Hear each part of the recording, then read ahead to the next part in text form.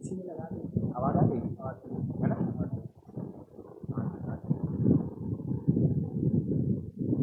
ٹھیک ہے، ایک مولانا ہی کی لگا دیں، مولانا ہی کی لگے گا، مولانا ہی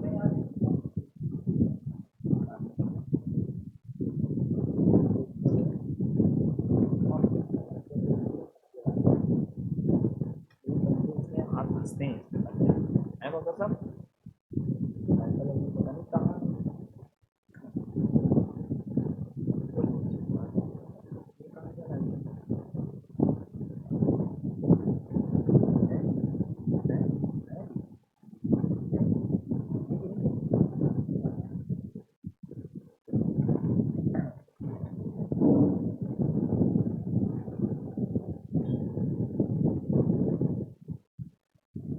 مومنین سے التماس ہے کہ فرش مجلس پر تشریف لے آئیں۔ مجلس کا آغاز تلاوت کلام ربانی سے ہونے جا رہا ہے۔ اس مجلس کو خطاب فرمائیں گے حجت الاسلام والمسلمین عالی جناب مولانا حافظ سید زین الغربی صاحب قبلہ۔ مومنین سے گزارش ہے کہ فرش مجلس پر تشریف لے آئیں۔ مجلس کا آغاز تلاوت کلام ربانی سے ہونے جا رہا ہے۔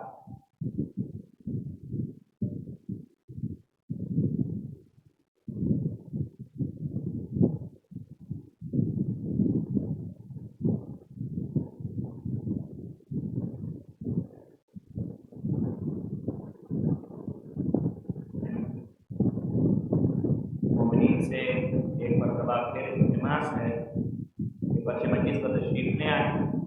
مجلس کا آغاز تلاوت کلام ربانی سے ہونے جا رہا ہے۔ اس مجلس کو خطاب فرمائیں گے حجت الاسلام والمسلمین عالی جناب مولانا حافظ سید زین الغربی صاحب قبلہ۔ مومنین سے گزارش ہے کہ فرش مجلس پر تشریف لے آئیں۔ مجلس کا آغاز تلاوت کلام ربانی سے ہونے جا رہا ہے۔ اعوذ باللہ من الشیطان الرجیم،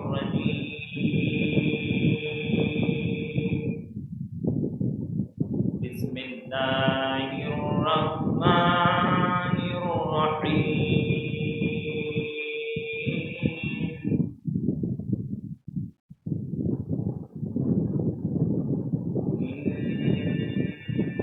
ان اللہ وملائکته يصلون علی النبی یا ایہا الذین آمنوا صلوا علیہ وسلموا تسلیما۔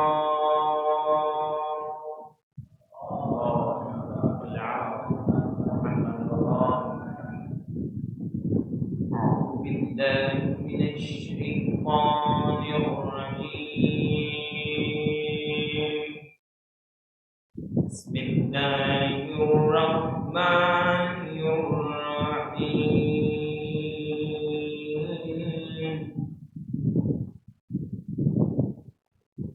هل أتى على الإنسان حين من الدهر، هل أتى على الإنسان حين من الدهر لم يكن شيئا مذكورا۔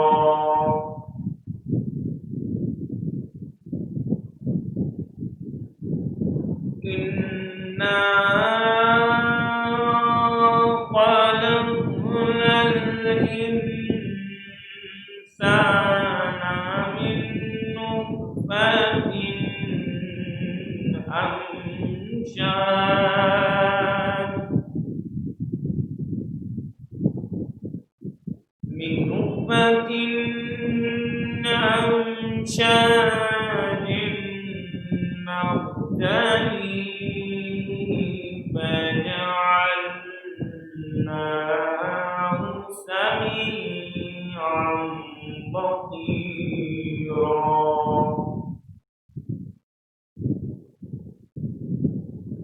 إنا هديناه السبيل إما شاكرا وإما كفورا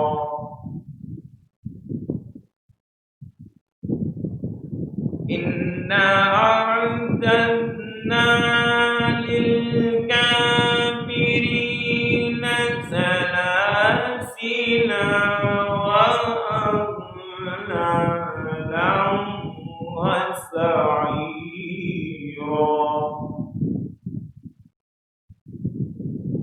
إن الأبرار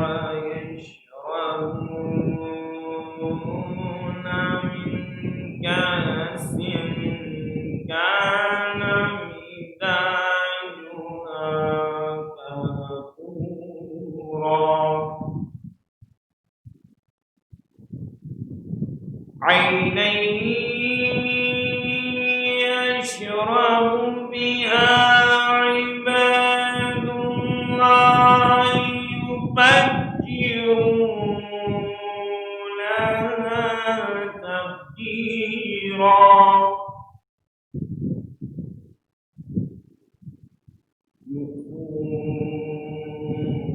يوفون بالنذر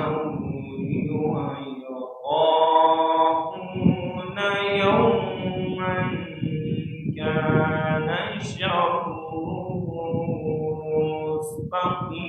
مستطيرا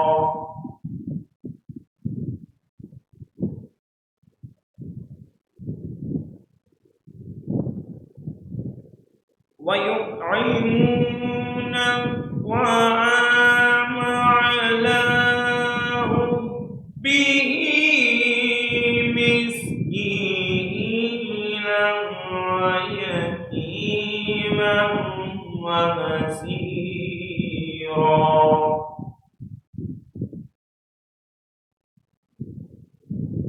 إنما نطعمكم لوجه الله لا نريد منكم إنما نطعمكم لوجه الله لا نريد منكم جزاء ولا شكورا إنا نخاف من ربنا يوما عبوسا قمطريرا ووقانا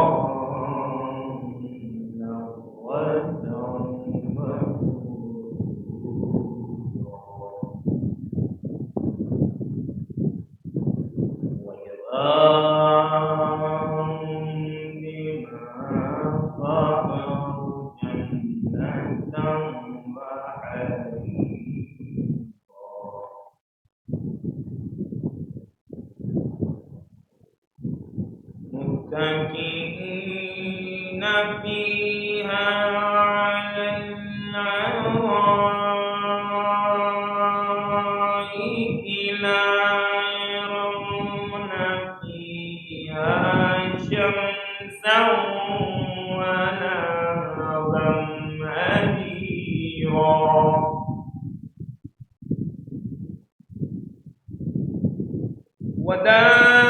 ودانية عليهم ظلالها وذللت قطوفها تذليلا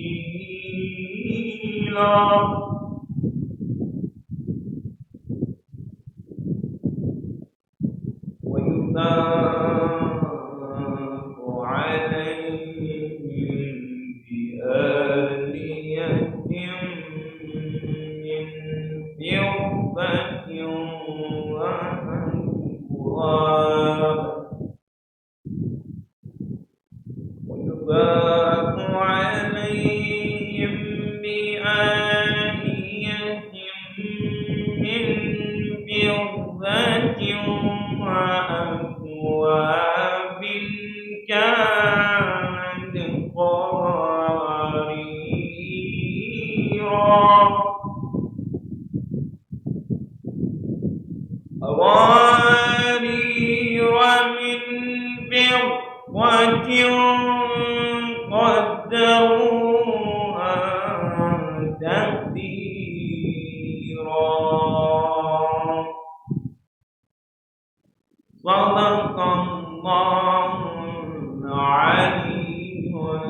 العظيم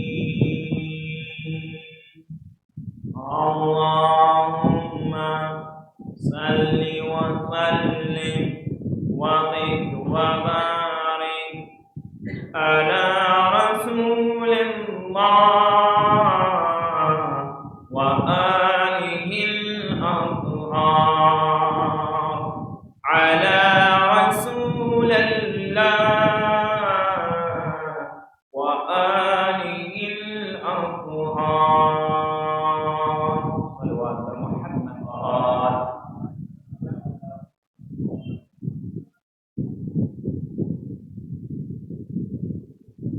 مومنین سے ایک مرتبہ پھر گزارش ہے کہ فرش مجلس کو تشریف لے آئیں. مجلس کا آغاز تلاوت کلام ربانی سے ہو چکا ہے. مومنین سے گزارش ہے کہ فرش مجلس پر تشریف لے آئیں. اس مجلس کو خطاب فرمائیں گے حجت الاسلام والمسلمین عالی جناب مولانا حافظ سید زیغم الغربی صاحب قبلہ. میں گزار جناب تنظیم عباس سلم سے کہ وہ تشریف لائیں اور بارگاہ مولا میں نذرانہ عقیدت پیش کریں. آپ سب بآواز بلندانہ صلوات سے استقبال کریں.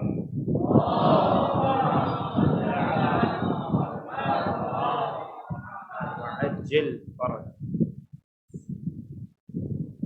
جب ذکر حسین بیان ہوتا ہے لعنتی چہروں سے پھر بغض آیا ہوتا ہے. کہ جب ذکر حسین بیان ہوتا ہے لعنتی چہروں سے پھر بغض آیا ہوتا ہے. ایک عجب راز ماتم حسین میں ہے کہ ایک عجب راز ماتم حسین میں ہے. ہاتھ پڑتا ہے یہاں درد وہاں ہوتا ہے. پڑتا ہے یہاں درد وہاں ہوتا ہے. عباس کی محفل میں حیدر کی صدر کو اس وقت زمانے کو میثاق کی ضرورت ہے.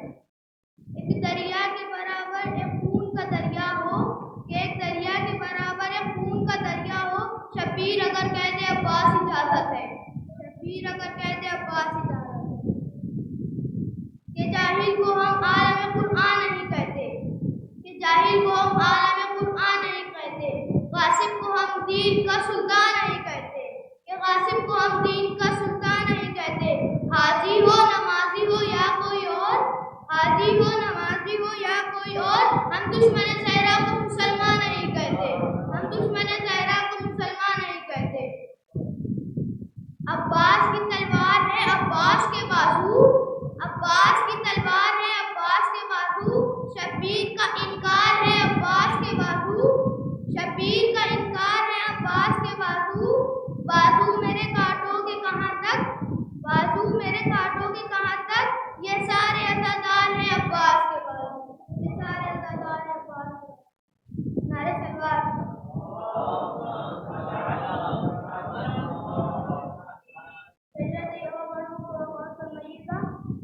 ہمارے آخری امام کا نام ہے محمد مہندی بن حسن عسکری. حسن عسکری بن علی نقی. علی نقی بن محمد تقی. محمد تقی بن علی رضا. علی رضا بن موسیٰ قاسم. موسیٰ قاسم بن جعفر صادق. جعفر صادق بن محمد باقر. محمد باقر بن علی زین العابدین. علی زین العابدین حسین شہید کربلا. حسین شہید کربلا بن علی بن ابی طالب. علی بن ابی طالب. ابی طالب بن عبد المطلب. عبد المطلب بن ہاشم. ہاشم بن عبد المناف. عبد المناف بن حسین. حسین بن کلاب. کلاب بن مرہ. مرہ بن کعب بن لفی. لفی بن فہر. فہر بن مالک. مالک بن نضر. نضر بن کینان. کینان بن قلیمہ. قلیمہ بن مدرکہ. مدرکہ بن الیاس. الیاس بن نضر. نضر بن نیزان. نیزان بن معاذ. معاذ بن عدنان. عدنان بن ادمن. ادمن بن ارجوسہ. ارجوسہ بن ارجوسہ. ارجوسہ بن سلمان. سلمان بن نبت. نبت بن حمل. حمل بن کیدان. کیدان بن اسماعیل. اسماعیل بن ابراہیم. ابراہیم بن طارق. طارق بن نامر. نامر بن شرف. شرف الغر. الغر بن فالق. فالق بن ہود. ہود بن شلف. شلف بن الفقہ. الفقہ بن سام. سام بن نوح. نوح بن نعرہ سلوات. نوح بن مشرک. مشرک بن ادریس. ادریس بن انوش. انوش بن شیش. اور شیش بن آدم. اور آدم بن تراب. اور تراب بن ابو تراب. ابو تراب لقب ہے میرے مرشد علی کا اور شجرہ قبیصہ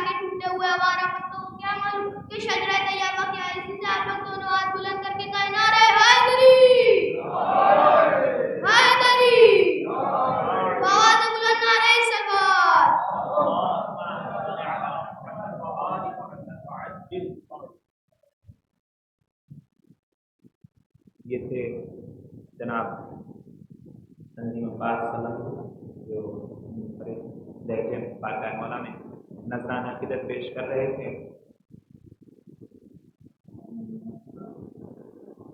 ایک مصرع ہے جناب میر انیس صاحب کا اور چند ایک مطلب اشعار غریب لوگ کے حوالے سے زیادہ فرمائیں. ہم اپنے برادر محترم جناب محترم صاحب کو اس سے پہلے آواز دوں چند دوسرے جناب میر انیس اعلیٰ اللہ مقاموں کو سماعت فرما لیں کہ میر انیس اعلیٰ اللہ مقاموں فرماتے ہیں. اس جو ایک مطلب چند اشعار میں سناؤں گا اس میں ردیف ملاحظہ ہوگا. ردیف ہے 2. تو میر انیس اعلیٰ اللہ مقاموں فرماتے ہیں نکلا مرحب در خیبر سے تو پٹکے کے بدل. نکلا مرحب در خیبر سے تو پٹکے کے بدل. تھک کمر سے وہ لپیٹے ہوئے زنجیریں 2. نکلا مرحب در خیبر سے تو پٹکے کے بدل. تھک کمر سے وہ لپیٹے ہوئے زنجیریں 2. 2 کمانے 2 سنانے 2 تبر 2 ترکش. 2 کمانے 2 سنانے 2 تبر 2 ترکش. ہاتھ میں گرزے گراں ڈاب میں شمشیریں 2. ہاتھ میں گرزے گراں ڈاب میں شمشیریں 2. پر مقابل جو ید اللہ کے پہنچا خود سر. پر مقابل جو ید اللہ کے پہنچا خود سر. جنگ کی یاد رہی ایک نہ تدبیریں 2. پر مقابل جو ید اللہ کے پہنچا خود سر. جنگ کی یاد رہی ایک نہ تدبیریں 2. اور صنعتِ دست خدا دیکھیے ایک ضربت میں ہو گئی چہرہ ناپاک کی تصویریں 2. صنعتِ دست خدا دیکھیے ایک ضربت میں ہو گئی چہرہ ناپاک کی تصویریں 2. گزار ہوں شاعر اہل بیت مداح اہل بیت علی جناب کوثر رضوی صاحب سے تشریف لائیں اور اپنے بہترین کلام سے مدین کو نوازیں اور آپ سب بآواز بلند نعرہ صلوات سے شاعر محترم کا استقبال کریں.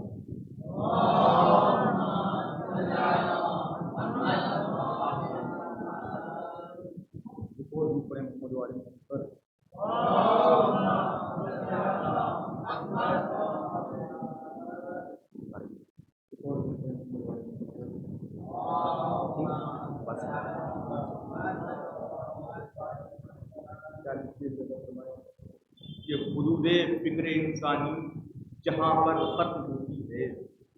حدود فکر انسانی جہاں پر ختم ہوتی ہے وہاں سے ابتدا ہوتی ہے تیرے ذکر کی مولا. حدود فکر انسانی جہاں پر ختم ہوتی ہے وہاں سے ابتدا ہوتی ہے تیرے ذکر کی مولا. نبی ہوں اولیاء ہوں اوصیاء ہوں یا ملائک ہوں ہے ان سب کی زبانوں پر علی مولا علی مولا. ہے ان سب کی زبانوں پر علی مولا علی مولا. چاہے ان کے جناب فرمائیں کہ ہر ایک رخ سے علی نام ہے علی اکبر. ہر ایک رخ سے علی نام ہے علی اکبر. پسر رباب کا ہے قوت الہی ہے. ہر ایک رخ سے علی نام ہے علی اکبر. پسر رباب کا ہے قوت الہی ہے. یہ رن میں اس لیے آیا ہے سب سے آخر میں کہ فوج شاہ کا سب سے بڑا سپاہی ہے. یہ رن میں اس لیے آیا ہے سب سے آخر میں. یہ رن میں اس لیے آیا ہے سب سے آخر میں کہ فوج شاہ کا سب سے بڑا سپاہی ہے. کہ فوج شاہ کا سب سے بڑا سپاہی ہے. چار ہفتے ملاحظہ فرمائیں. پھر اہل تخت کا تختہ پلٹنے والا ہے. پھر اہل تخت کا تختہ پلٹنے والا ہے. جلال فاطمہ لائی ہے ثانیہ زہرا. پھر اہل تخت کا تختہ پلٹنے والا ہے. جلال فاطمہ لائی ہے ثانیہ زہرا. ہمیں حسین کا سورج اگانے کی خاطر دیار شام میں آئی ہے ثانیہ زہرا. دیار شام میں آئی ہے ثانیہ زہرا. ہمیں حسین کا سورج اگانے کی خاطر دیار شام میں آئی ہے ثانیہ زہرا. ایک مسئلہ فرمائیں پڑے محمد والے محمد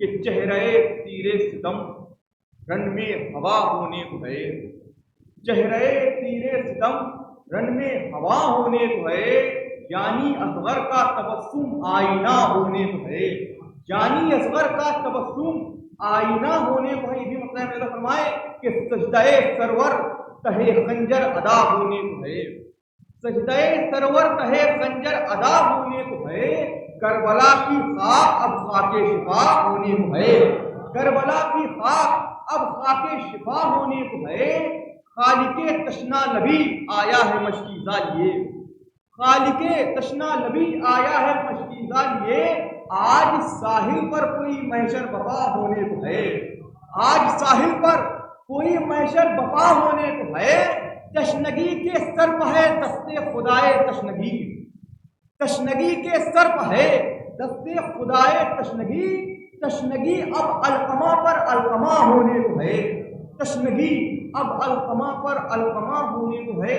شعر میں فرمائے کہ آج غازی کھینچنے والا ہے خطے تیغ چشم، آج غازی کھینچنے والا ہے خطے تیغ چشم، حیبت مولا علی کا ترجمہ ہونے کو ہے، حیبت مولا علی کا ترجمہ ہونے کو ہے، آج غازی کھینچنے والا ہے خطے تیغ چشم، حیبت مولا علی کا ترجمہ ہونے کو ہے۔ یوسف صحرا دعائیں دے رہا ہے جون کو، یوسف صحرا دعائیں دے رہا ہے جون کو، کائنات حسن اب اس پر فدا ہونے کو ہے، کائنات حسن اب اس پر فدا ہونے کو ہے، دل کی دھڑکن رک نہ جائے بس کسی احساس میں، دل کی دھڑکن رک نہ جائے بس کسی احساس میں، کہتا رہتا ہوں کہ دید کربلا ہونے کو ہے، کہتا رہتا ہوں کہ دید کربلا ہونے کو ہے، کہتا رہتا ہوں کہ دید کربلا ہونے کو ہے، اپنے دل کو رکھا ہے کوثر عزا کے فرش پر، اپنے دل کو رکھا ہے کوثر عزا کے فرش پر، نقش اس پر شاہدی کا نقش پا ہونے کو ہے، نقش اس پر شاہدی کا نقش پا ہونے کو ہے۔ بڑے محمد والے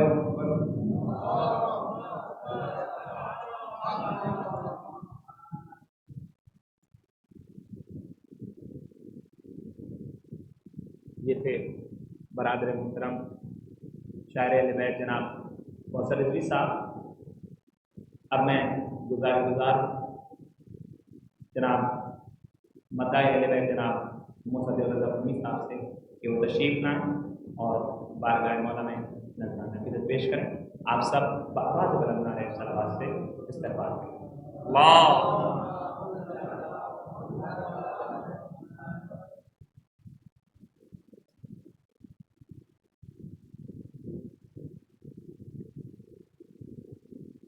محمد و آل محمد صلوات۔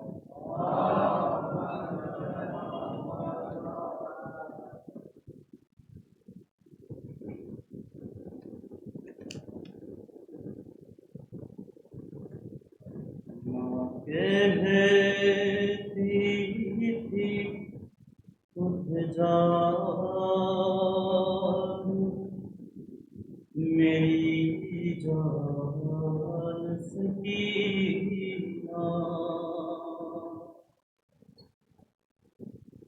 ماں کہتی تھی اٹھ جا میری جان سکینہ، اس گھر کو چلے کھل گیا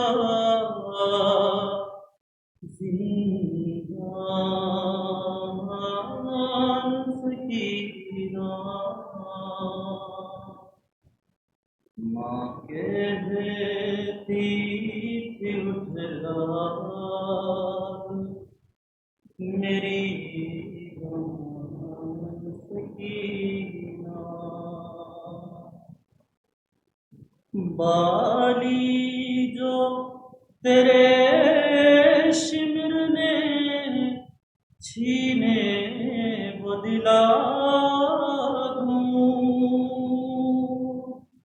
ایک ننھی سی چادر میں تیرے سر پہ اڑا دوں، گھر جانے کا اب ہو گیا سامان سکینہ، ماں کہتی تھی اٹھ جا میری جان سکینہ، ایک بار میرے سینے سے لگ جا ذرا اٹھ کر، کہتی تھی یہ ماں قبر سکینہ سے لپٹ کر، کچھ دیر کے ہیں ہم تیرے مہمان سکینہ، ماں کہتی تھی اٹھ جا میری جان سکینہ، معصوم سے گالوں پہ تماچے بھی ہیں کھائے،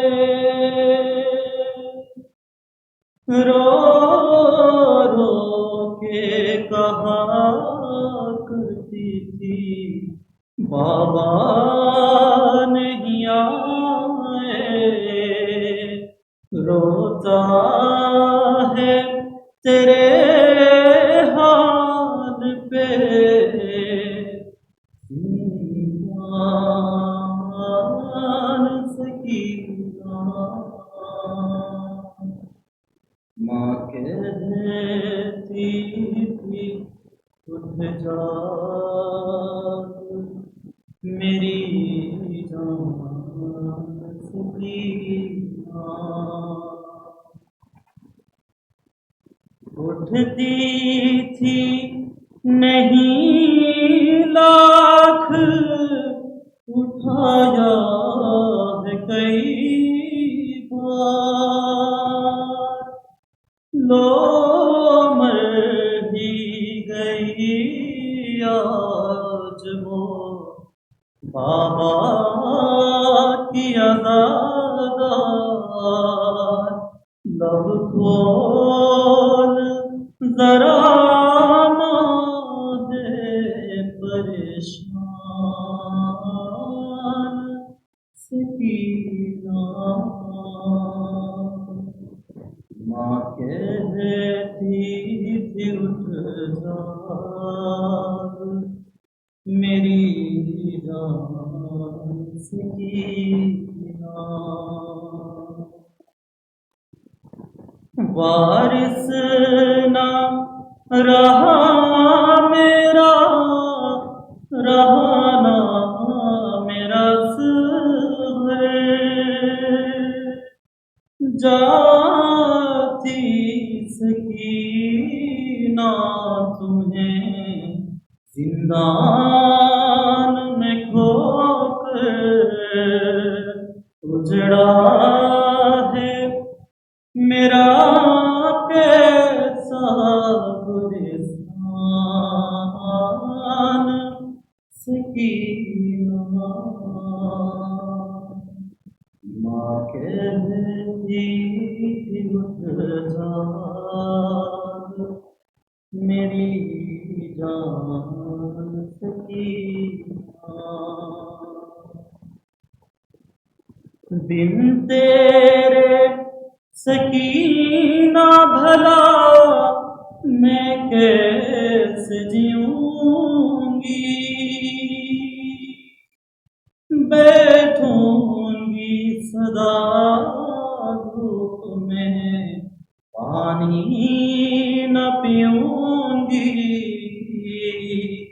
جائے گی تیرے غم میں میری جان سکینہ ماں کہتی کہ اٹھ جاگ میری جان سکینہ رونے کی صدا آتی ہے زندان سے اکثر مر کے بھی رہائی نہ ملی ہے جسے اختر سنسان سا ہے آج کیوں زندان سکینہ ماں کہتی تھی اٹھ جاگ میری جان سکینہ اٹھ گھر کو چلے کھل گیا زندان سکینہ ماں کہتی تھی اٹھ جاگ میری جان سکینہ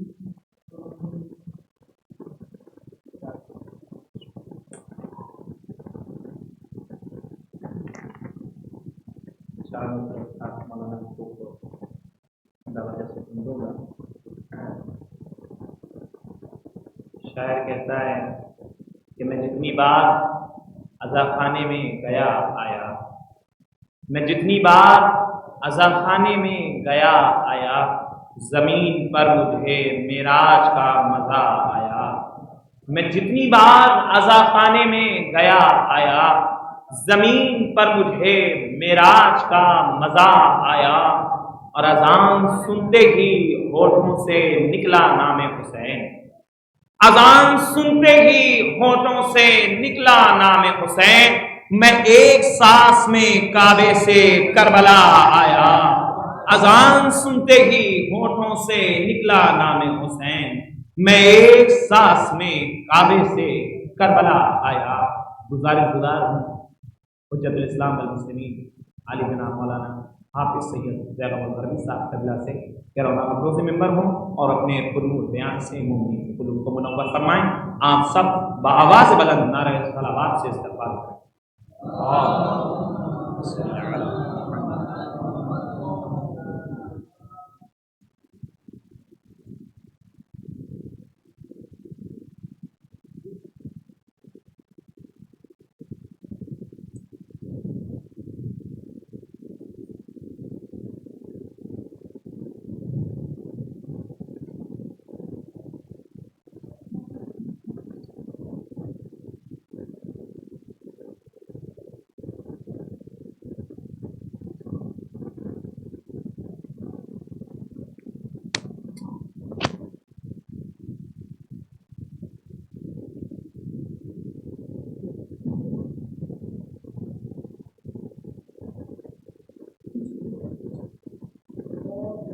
اللهم صل على محمد وآل محمد وعجل فرجه.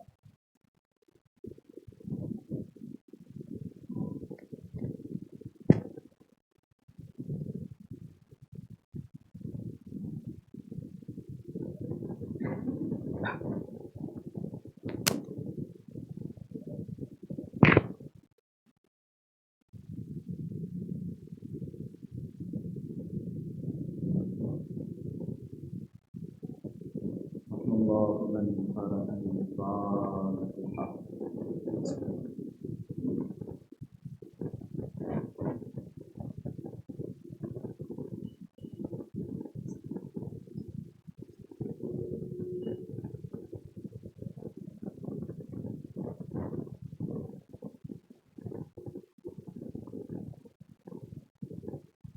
لا حول ولا قوة إلا بالله العلي العظيم. أعوذ بالله من الشيطان اللعين الرجيم.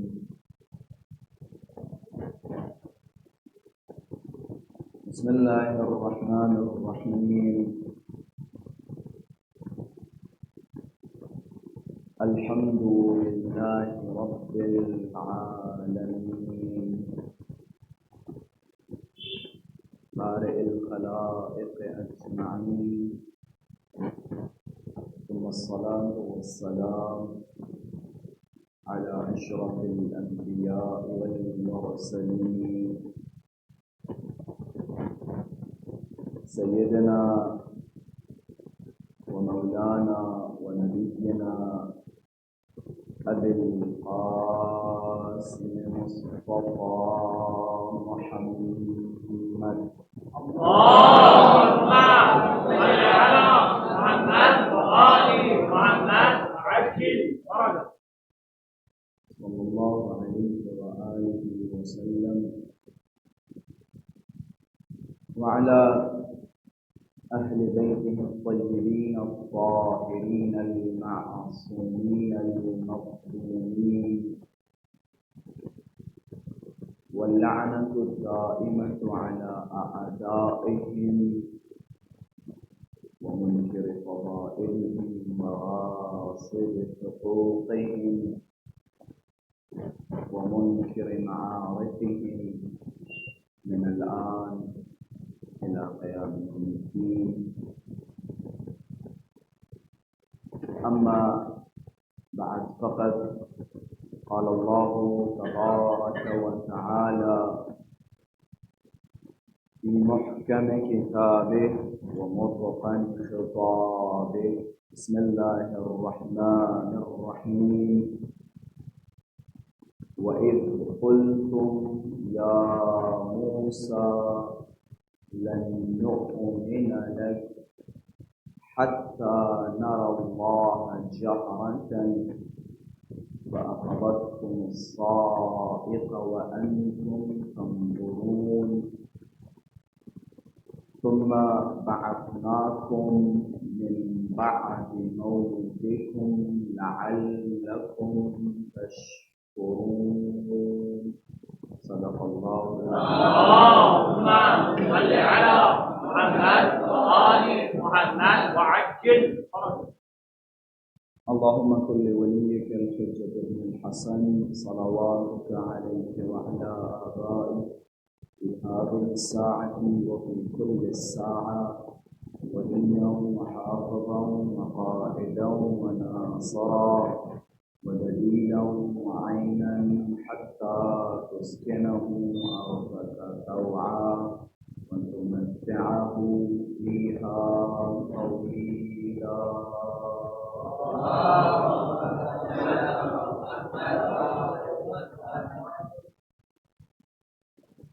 اللهم عجل لوليك الفرج والعافية والنصر واجعلنا من أعوانه وأنصاره. وجود مسعودنا جميع إمام الزمان جل الله تعالی فرجه الشریف کی سلامتی، اور حضرت کے ظہور میں تعجیل، علماء کرام، مراجعین کرام کی سلامتی، شیعیان حیدر کرار کی سلامتی، عزاداران سید الشہداء کی سلامتی، اور آپ سب اپنی سلامتی اور اہل خانہ کی سلامتی کے لیے آواز بلند صلوات کیا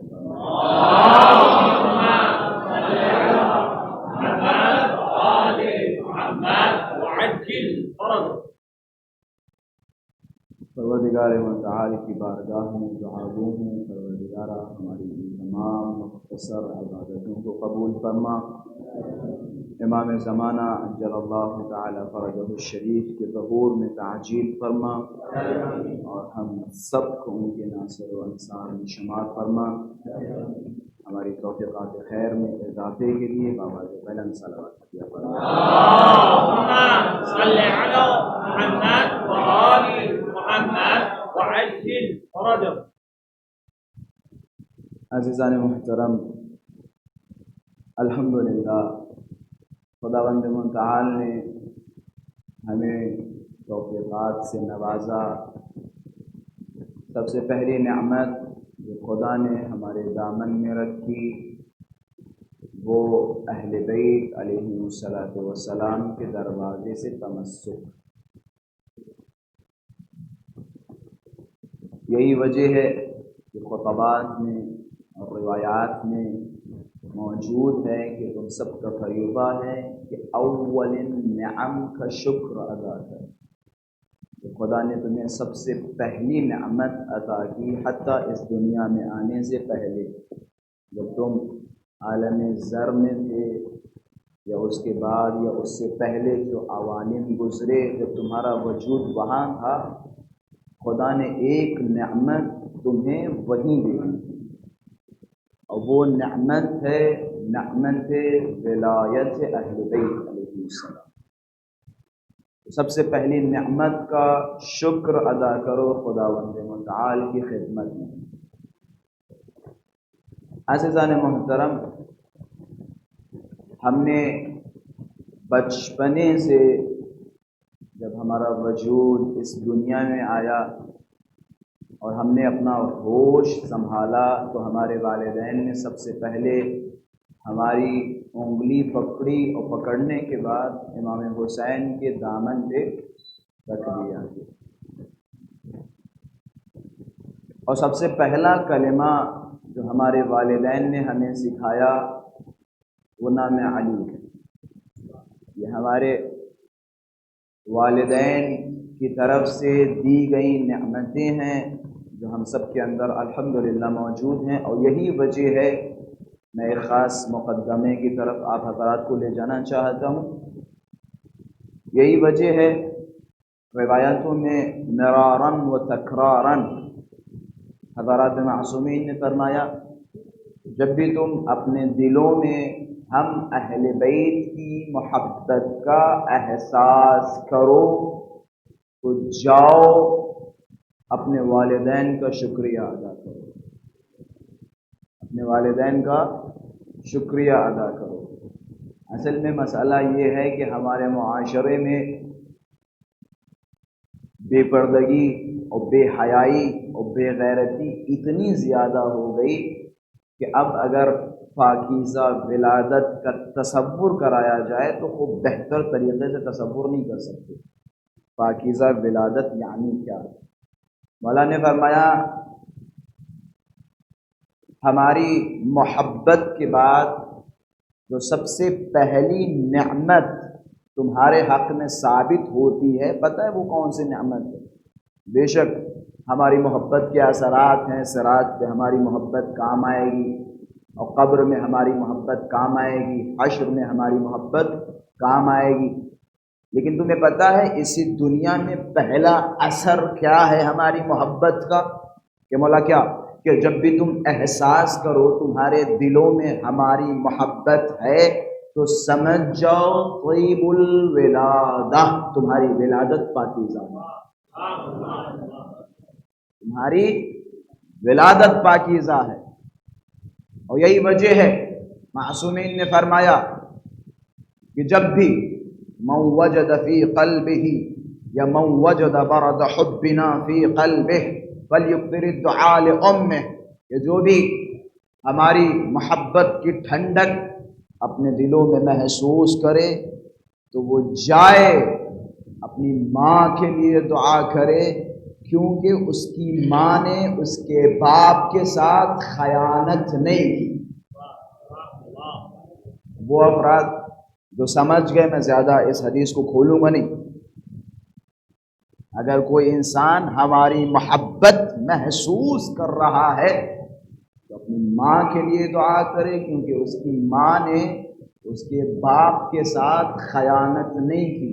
اچھا، اس حدیث کو سننا ہو اور سمجھنا ہو تو دوسری حدیثوں کو پڑھیں، اور دوسری حدیثوں سے یہ حدیث بخوبی سمجھ میں آ جائے گی۔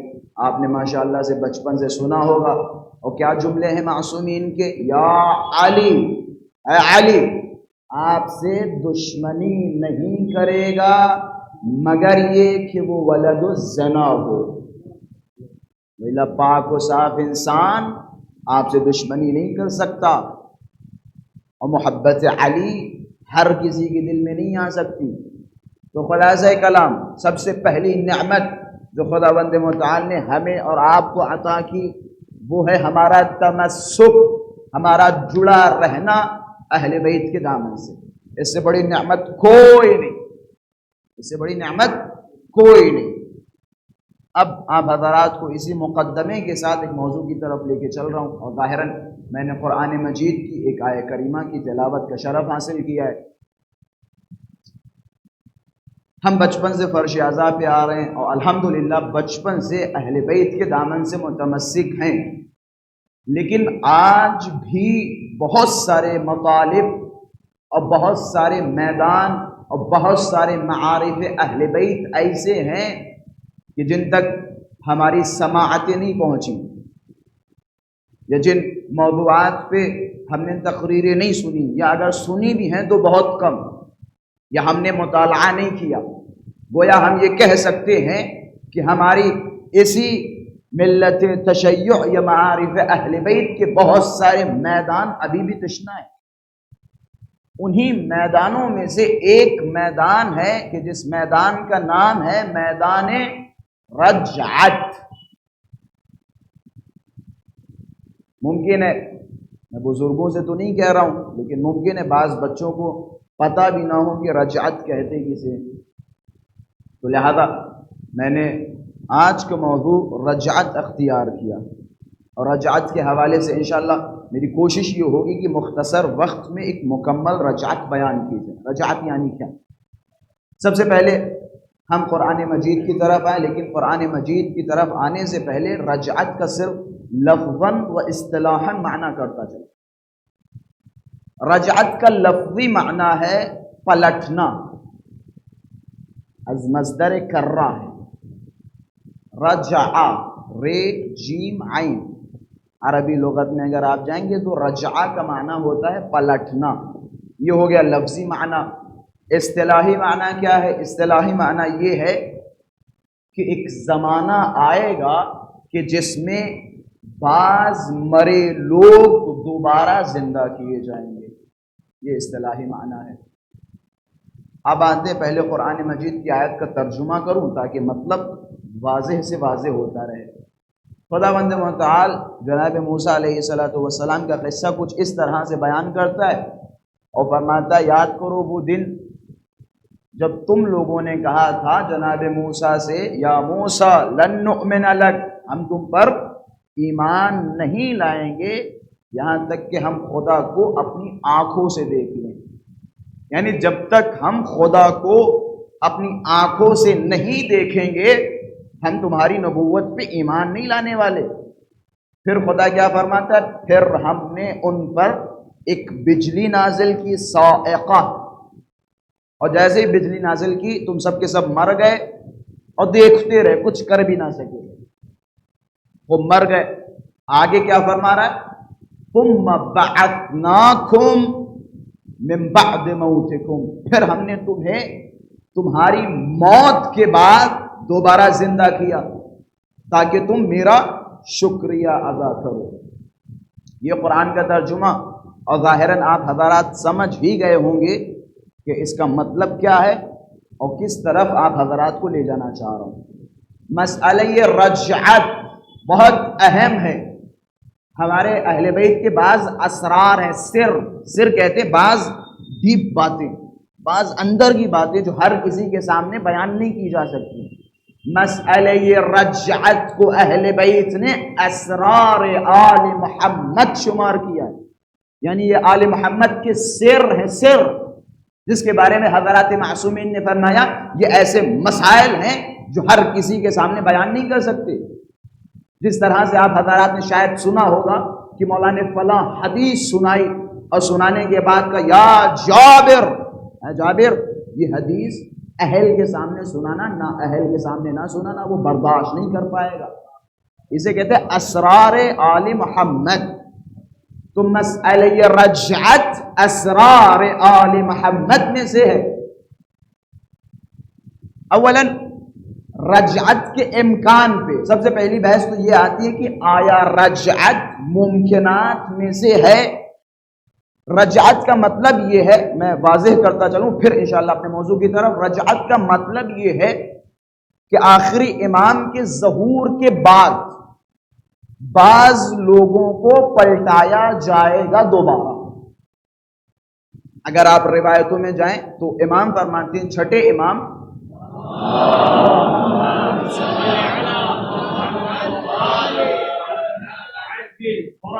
حضرت فرماتے ان الرجعہ لیست بعامہ، یہ رجعت عمومی نہیں ہے، ایسا نہیں ہے کہ ہر آدمی دوبارہ پلٹایا جائے گا اور ہر آدمی دوبارہ قبروں سے زندہ کیا جائے گا، عمومی نہیں ہے، رجعت خصوصی ہے۔ رجعت کن کی ہوگی؟ مؤمن خاص و مشرک خاص، مشرکوں کی بھی ہوگی اور مؤمنوں کی بھی ہوگی، لیکن مؤمنین میں سب کی نہیں ہوگی جو خاص مؤمن ہوں گے، مشرکوں میں سب کی نہیں ہوگی جو خاص اور بڑے بڑے شرک کے بت ہوں گے، ان کی رجعت ہوگی۔ اور یہی وجہ ہے مولانا نے فرمایا پتہ ہے سب سے پہلے رجعت کس کی ہوگی؟ کہ سب سے پہلے رجعت میرے جد امام حسین کی ہوگی۔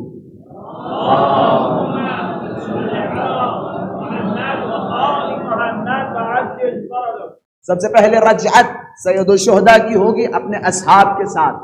اب آپ حضرات ظاہراً ایک نقطے کی طرف جا رہے ہیں اور آپ کے ذہنوں میں سوال آ رہا ہے کہ آخر کیوں بعض لوگوں کی رجعت ہو رہی ہے اور کیوں بعض مشرکوں کی رجعت ہو رہی ہے؟ تو اس کا فلسفہ روایات و احادیث میں کچھ اس طرح سے بیان کیا گیا ہے کہ وہ افراد جو اپنے زمانے میں بہت ہی ظلم و تشدد کے ساتھ مارے گئے، شہید کیے گئے، یا جو وہ اپنا ہدف لے کے آئے تھے وہ ہدف پورا نہ کر سکے، تو خدا انہیں دوبارہ زندہ کرے گا، دوبارہ پلٹائے گا تاکہ وہ اپنا ہدف مکمل کر سکے۔ یہ ہے رجعت۔ سب سے پہلے رجعت میرے اور آپ کے مولا امام حسین کی ہوگی، اور روایتوں میں موجود ہے 900 سال امام حسین کی حکومت ہوگی، 900 سال کی حکومت ہوگی، اور اسی کے ساتھ ساتھ یزید ملعون کی رجعت ہوگی۔ اور وہ افراد جنہوں نے اتنا ظلم و ستم ڈھایا اور اس دنیا میں وہ سزا نہیں دی گئی جو انہیں دینی چاہیے تھی، ان کی رجعت ہوگی۔ یہی وجہ ہے روایتوں میں آپ جائیں حضرت نے کیا فرمایا؟ مؤمن خاصہ او مشرک خاصہ، مؤمن خاص کی رجعت ہوگی اور مشرک خاص کی رجعت ہوگی۔ الحمدللہ سے اب ہمارے تقریباً بچے بھی رجعت کو بخوبی جان گئے۔ اب رجعت پہ دو بحثیں، غور کیجیے گا ایک ایک نقطے پہ، انشاءاللہ نتیجہ بہت ہی خوبصورت ملے گا۔ رجعت پہ دو نقطے۔ اب سوال ہوگا، ایک ہے امکان، ایک ہے وقوع۔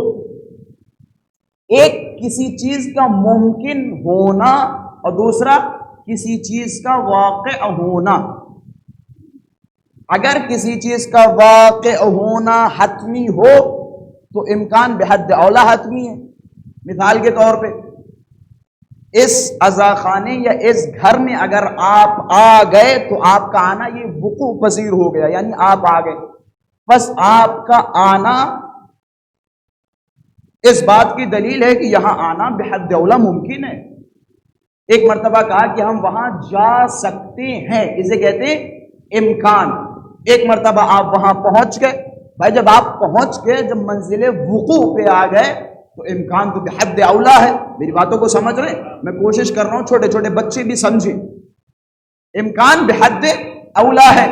اب اگر رجعت کے حوالے سے قرآن مجید میں جائیں تو الحمدللہ رجعت کا امکان تو بحد اولا واضح ہے۔ بھائی رجعت کا مطلب کیا؟ رجعت کا مطلب مردوں کو پلٹانا، مردوں کو دوبارہ زندہ کرنا۔ بھائی قرآن میں جائے خدا کہہ رہا ہے 50,000 لوگوں کو مار ڈالا اور مارنے کے بعد پھر انہیں زندہ کر دیا، یا پھر یہی قصے یہ جناب موسیٰ کی طرف جائیں، خدا کیا فرما رہا ہے؟ ہم نے تمہارے اوپر صاعقہ نازل کیا اور سب کے سب مر گئے، ثم بعثناکم من بعد موتکم، پھر ہم نے تمہیں تمہاری موت کے بعد دوبارہ زندہ کیا۔ بھائی امکان تو ہے نا، ہے یا نہیں؟ امکان ہے یا نہیں؟ ہے قرآن میں جگہ جگہ۔ اچھا جب ہم رجعت کہتے ہیں تو ظاہر سی بات ہے خداوند متعال کے حکم اور خداوند متعال کے اذن سے یہ لوگ پلٹیں گے۔ بعض افراد اسی رجعت کے حوالے سے شیعوں پہ بہت ہی زیادہ طعن و تشنیع کرتے ہیں، شیعوں کو بڑا ذلیل کرتے ہیں۔ اسی رجعت کے شیعوں کے یہ کہ باطل عقیدے یہ اور وہ فلاں فلاں فلاں۔ آپ کو یہ بھی بتاتا چلوں رجعت کا کانسیپٹ رسول اللہ کے زمانے سے تھا۔ رسول اللہ کے زمانے میں اسی رجعت کو خروج کہا گیا، پھر جب دور امیر کائنات کا آیا تو یہ رجعت تھوڑا اور گستردہ ہوئی، لوگوں کو بتایا گیا، اصحاب کو بتایا گیا۔ اس وقت تک یہ رجعت صرف و صرف شیعوں سے مختص تھی اور شیعہ جانتے تھے، مولا کے جو اصحاب تھے سلمان فارسی، مقداد، قمر۔ یہ پھر جب دور پانچویں امام اور چھٹے امام کا دور آیا تو اس دور میں رجعت عمومی ہو گئی، اس دور میں مناظرات بھی ہونے لگے۔ پھر جو ابو حنیفہ کی پارٹی کے جو لوگ تھے وہ مناظرہ بھی کرتے تھے، ہشام بن حکم اور اسی طرح سے مؤمن طاق، مناظرات بھی ہوتے تھے۔ تو اس زمانے تک رجعت کھلم کھلا لوگوں تک آ گیا، یہ مسئلہ ہے رجعت۔ تو خلاصہ رجعت کوئی نیا مسئلہ نہیں ہے، رجعت مسئلہ اس دور میں موجود تھا۔ تو خلاصہ کلام رجعت اگر آپ قرآن کی طرف جائیں تو قرآن میں 50 آیتیں موجود ہیں جو رجعت پر دلیل ہیں۔ ہمارے علماء کرام نے بڑی بڑی طویل کتابیں رجعت پہ لکھی، رجعت پہ پوری پوری کتابیں لکھی اور تمام قرآنی آیات کو جمع کیا رجعت کے حوالے سے۔ مولا فرماتے مولا کا کلام ہے۔ میں شروع میں نے ایک مقدمہ بنایا تھا اور ایک جملہ کہا تھا، مع الاسف الشدید ہمارے شیعہ مولا کے چاہنے والے اہل بیت کے معارف سے غافل ہیں، خود اہل بیت کے معارف سے غافل ہیں۔ پتہ آپ کا مولا کیا فرماتا رجعت کے حوالے سے کہ جو انسان ہماری رجعت پہ یقین نہ رکھے یا جو انسان ہماری رجعت سے غافل ہو، لیس من شیعتنا، وہ ہمارا شیعہ نہیں۔ روایت ہے کہ جو انسان ہماری رجعت سے غافل ہو یا ہماری رجعت پہ یقین نہ رکھتا ہو وہ ہمارا شیعہ نہیں ہے۔ بھائی قدرت خدا ہے، خداوند متعال دوبارہ زندہ کر سکتا۔ اچھا جس طرح سے قیامت کے کانسیپٹ کو تو بڑی جلدی ایکسیپٹ کر لیتے ہو، قبول کر لیتے ہیں، قیامت بھی یہی ہے نا، اس کے علاوہ کچھ ہے؟ اچھا رجعت سے بڑا امام زمانہ کا زندہ رہنا معجزہ نہیں ہے؟ بھئی امام زمانہ کا اتنا طویل عرصے سے زندہ رہنا رجعت سے بڑا معجزہ نہیں ہے؟ اچھا امام زمانہ کا زندہ رہنا اور ظہور کرنا کافی طویل عرصے کے بعد یہ تو قبول کر لیتے ہیں، لیکن جب مسئلہ رجعت کا آتا ہے قبلہ رجعت سمجھ میں نہیں آ رہی، رجعت کیا؟ اور اتنا آسان مسئلہ ہے، اتنا آسان مسئلہ ہے کہ خود نماز فجر کے بعد توقع کرتے ہیں پروردگارہ ہمیں کب زندہ کرو، ہے یا نہیں؟ بھائی غور نہیں فرمایا آپ نے؟ دعائے عہد پڑھتے ہیں یا نہیں پڑھتے؟ اللہم ان حال بینی و بینہ الموت الذي جعلته على عبادك حتما مقضيا فاخرجنی من قبری معتذرا کفنی شاہرا سیفی مجردا قناتی ملبیا دعوت الداعی فی الحاضر والبعد۔ پڑھتے یا نہیں پڑھتے؟ پروردگارہ امام زمانہ کے ظہور سے پہلے اگر ہمیں موت آ جائے تو جب امام تشریف لائے تو ہمیں ہماری قبروں سے باہر نکال۔ بھائی رجعت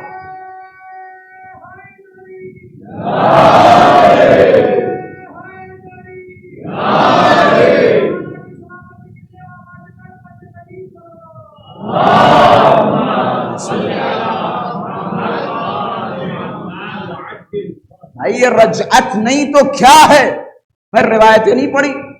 جو بھی امام زمانہ کا انتظار کرتے کرتے مر جائے در حال انتظار، تو جب امام زمانہ کا ظہور ہوگا تو اسے اس کی قبر سے نکالا جائے گا کہ آؤ تمہارا مولا ظہور کر چکا ہے۔ یہ رجعت ہے، یہ آپ کی رجعت ہے۔ میں نے کہا نا مؤمن خاص اور مشرک خاص، اور یہ بھی ماشاءاللہ سے آپ حضرات نے سنا ہوگا، اور بعض کی قبروں پہ امام زمان جائیں گے اور کہیں گے اٹھو اب تمہیں سوالوں کے جواب دینے ہیں۔ उठो, तुम्हें सवालों के जवाब देने हैं। भाई रजअत नहीं तो क्या है? रजअत है या नहीं? तो मसले ये रजअत इत्तिफाकी है, इत्तिफाकी है।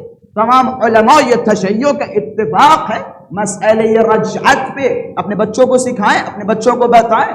मारिफ अहले बैत, मारिफ अहले बैत हम सबका फरीज़ा है कि हम अपने बच्चों को बताएं, समझाएं, सिखाएं। मौला ने फरमाया रजअत सबसे पहले इमाम की होगी, फिर उसके बाद अंबिया की होगी, औसिया की होगी, फिर बहुत सारे तबकों की रजअत होगी इमाम ज़माना के ज़हूर के बाद। अच्छा, अब मैं एक मुकद्दमा और बयान करता चलूं। तकरीबन रजअत और ज़हूर में बहुत ही ज्यादा और गहरा तमस्सुक है, बहुत खास तमस्सुक है। यही वजह है कि जब भी रजअत की बात आती है तो इमाम ज़माना की बात खुद ब खुद आ जाती है। उसकी वजह क्योंकि रजअत होगी इमाम ज़माना के ज़हूर के बाद। कहते जाहिर सी बात है हम और आप भी तवक्को करेंगे कि हमारी भी रजअत हो, हमें भी दोबारा पलटाया जाए। अब 5 ग्रोह ऐसे हैं कि जिनकी रजअत इमाम ज़माना के ज़हूर के बाद होगी। पहला, इमाम फरमाते हैं सबसे पहले सैयदुल शुहदा की रजअत होगी, फिर उसके बाद कूफे के पीछे से 27 लोग हाथों में परचम लिए इमाम ज़माना की खिदमत में आएंगे। उन 27 लोगों में से 7 अस्हाब कहफ होंगे और बाकी अस्हाब हज़रत मूसा होंगे। फिर उसके बाद छठे इमाम फरमाते मुफद्दल से मुफद्दल जब हमारा कायम क़याम करेगा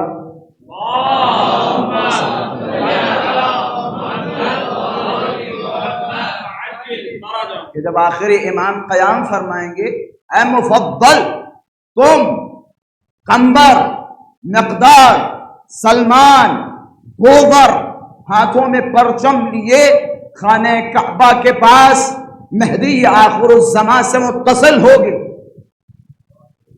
और वो आखिरी इमाम तुम्हें तुम्हारे काम सौंपेंगे, तुम उनकी मदद करोगे। एक ये पूरा गिरोह हो गया, यानी ये कुछ लोग हैं जो रजअत करेंगे। दूसरा, मौला ने फरमाया अगर तुम लोग रजअत करना चाहते हो तो जाओ 40 दिन नमाज फज्र के बाद दुआए अहद पढ़ो। मौला ने फरमाया जो भी 40 रोज फज्र के बाद दुआए अहद पढ़ेगा, जैसे ही इमाम ज़हूर फरमाएंगे उसे कब्र से निकाला जाएगा और कहा जाएगा कि जाओ जिसके तुम मुंतज़िर थे और सुबह सुबह जिसके लिए कहते थे परवरदिगारा एक नजर दिखा दे, आज खुदा ने तुम्हें मौका दिया है अपने जमाने के इमाम की खिदमत करो। ये तीसरा कि वो लोग रजअत करेंगे जो हर शबे जुमा सूरह मुबारक है ये इसरा की तिलावत करेंगे। सूरह मुबारक है इसरा की तिलावत करके अपने ज़माने के इमाम को हदिया देंगे हर शबे जुमा। इस हवाले से आखिरी नबी फरमाता है कि जब इमाम तशरीफ लाएंगे तो वो अफराद जो हर शबे जुमा सूरह मुबारक है इसरा पढ़ते थे उनकी रजअत होगी, उन्हें पलटाया जाएगा उनके इमाम के करीब। तीसरा फरमाते शुहदा की रजअत होगी। चौथा मुमिनीन की रजअत होगी। पांचवा बड़ा दकीक है और बड़े इसमें सबक है। आखिरी नबी ने फरमाया सलमान तुम उन्हें दर्द करोगे। जुमलों पे गौर कीजिएगा।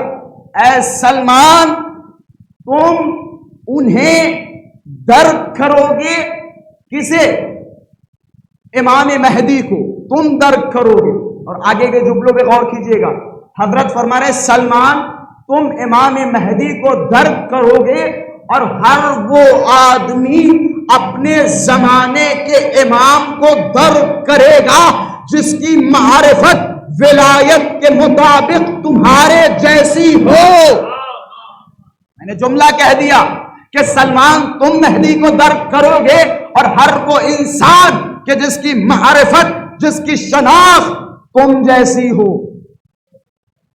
अच्छा भाई, सलमान ने किस तरह पहचाना था अहले बैत को? सलमान की मारिफत بنسبت اہل بیت کیسی تھی؟ بھائی سلمان میں کون سی کوالٹیز تھی معرفت کے حوالے سے؟ پتہ ہے سلمان کی معرفت کیسی تھی؟ رسول اللہ نے کسی جنگ میں فرمایا کہ جو بھی ہمیں سب سے پہلے خبر دیا کہ علی جیت گئے اسے ہم انعاموں سے نوازیں گے۔ سب کی معرفت دیکھیں اور جناب سلمان کی معرفت دیکھیں، سب بھاگ گئے کہاں کہ بھائی دیکھنے جا رہے ہیں اور دیکھیں علی آج جیتیں گے یا ہاریں گے تاکہ ہم رسول اللہ کو خبر دیں کہ سب بھاگ رہے ہیں۔ جناب سلمان خیمے کے باہر کھڑے اور جیسے ہی لوگوں کو آتے ہوئے دیکھا خیمے میں کہ کیا یا رسول اللہ علی جیت گئے، کہ یا رسول اللہ علی جیت گئے۔ رسول اللہ کے چہرے پہ مسکراہٹ ہے کہ سلمان مجھے پتا ہے تم تو گئے ہی نہیں، پھر تمہیں کیسے پتا چلا کہ یا رسول اللہ میں سوچ کیسے سکتا علی ہار گئے، میں سوچ کیسے سکتا ہوں علی ہار گئے۔ یہ ان کی معرفت تھی، یہ سلمان کی معرفت ہے۔ اچھا ٹھیک ہے، اب رسول اللہ نے پوچھا تمہیں چاہیے کیا ہے؟ اب اچھا ہم اور آپ ہوتے یہی وجہ بار بار کہہ رہے ہیں سلمان جیسی معرفت رکھو اپنے امام زمان کی، ویسی معرفت رکھو جیسی معرفت سلمان کو اپنے زمانے کے امیر کی تھی، ویسی معرفت ہو خوب۔ اچھا رسول اللہ نے فرمایا سلمان بتاؤ اب تمہیں چاہیے کیا؟ اب اس وقت ہم اور آپ جیسے ہوتے ہیں، بالخصوص ہم جیسے ہوتے تو ظاہر سی بات ہے بڑی بڑی رقم مانگ لیتے اور بہت ساری چیزیں مانگ لیتے، گھوڑے مانگ لیتے، اونٹ مانگ لیتے، سواریاں مانگ لیتے۔ سلمان کی معرفت ایسے تھوڑی نہ کہہ دیا سلمان ہم اہل بیت میں سے ہیں، مذاق ہے، جملہ ہے جملہ کہ سلمان ہم اہل بیت میں سے ہیں۔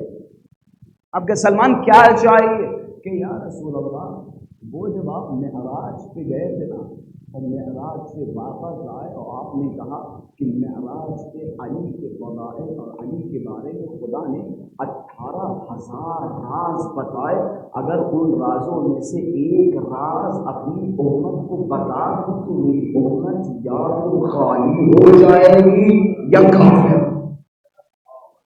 کہ یا رسول اللہ وہ 18,000 راز جو آپ کو علی کے بارے میں بتائے گئے ذرا ایک راز بتا دینا۔ یہ تھی معرفت سلمان۔ اب روایتوں میں ہے کہ وہ راز رسول اللہ نے جناب سلمان کو بتایا، روایت کے الفاظ چھٹے امام فرماتے ہیں اگر وہ راز ابو ذر کو پتا چل جاتا تو ابو ذر یا تو سلمان کا قتل واجب سمجھتے یا ابو ذر کو کافر کہتے۔ یہ معرفت میں فرق ہے بھائی، نبی برابر نہیں ہو سکتے تو اصحاب برابر کیسے ہو سکتے؟ ہر انسان کی معرفت الگ الگ ہے۔ سلمان کی معرفت و ابو ذر کی معرفت میں زمین تا آسمان فرق ہے، سلمان و ابو ذر کی معرفت میں زمین و آسمان کا فرق ہے۔ تو یہ معرفت سلمان ہے۔ سلمان کی معرفت ایک طرف پوری دنیا علی کے دامن کو چھوڑ رہی، لیکن سلمان علی کے دامن سے متصل ہو رہے۔ بھائی جملہ ہے جناب سلمان کا، جناب سلمان کسی عرب کو نصیحت کرتے ہوئے فرما رہے کہ سنو، اگر پوری دنیا تم دیکھو، اگر پوری دنیا غیر علی سے متصل ہو رہی ہے، غیر علی کے دروازے پہ جا رہے اور علی کی واحد ذات علی ابن ابی طالب تنہا ایک راستے پہ جا رہے ہیں تو تم یہ نہ سوچنا کہ پوری دنیا ادھر جا رہی ہے، تم یہ سوچنا علی کدھر جا رہے ہیں، یہ سوچنا علی کدھر جا رہے ہیں، تو دنیا کے چکر میں نہ پڑنا، علی کی طرف جانا۔ یہ تھی معرفت سلمان۔ مولا نے کیا فرمایا؟ اگر تم چاہتے ہو اپنے زمانے کے امام کے دور میں تمہاری رجعت ہو، تمہیں پلٹایا جائے، تو تم اپنے زمانے کے امام کی معرفت اس طرح رکھو جس طرح سلمان کی معرفت کی مولا نے کی۔ ایک صلوات پڑھے محمد۔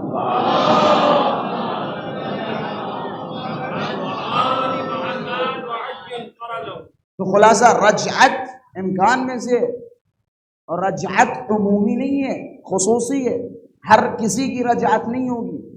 اب یقیناً ایسا کوئی شیعہ نہیں، بس میں اپنے اختتام کی طرف آ رہا ہوں، ایسا کوئی شیعہ نہیں، ایسا کوئی مولا کا چاہنے والا نہیں جس کی تمنا یہ نہ ہو کہ ہم اپنے زمانے کے امام کو درد۔ ہر انسان کی تمنا ہے کہ پروردگارہ ہماری زندگی میں وہ دن لائے کہ ہم اپنے زمانے کے امام کو دیکھیں۔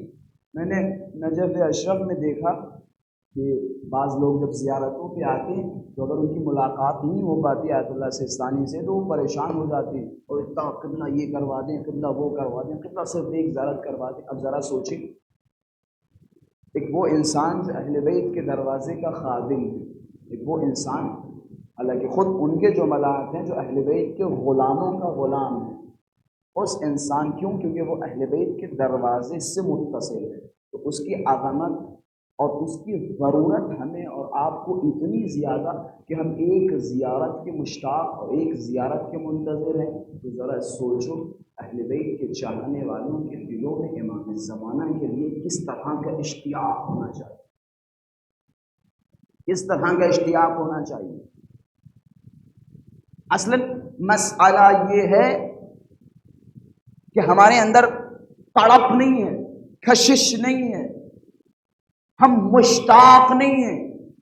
فرض کریں آپ کا کوئی بیٹا آپ کے گھر کا کوئی آدمی مثلا کسی دنیا کے دور ملک میں پڑھ رہا ہو اور 2-3 سال کے بعد فون آئے کہ آپ کا فلاں بیٹا آنے والا ہے،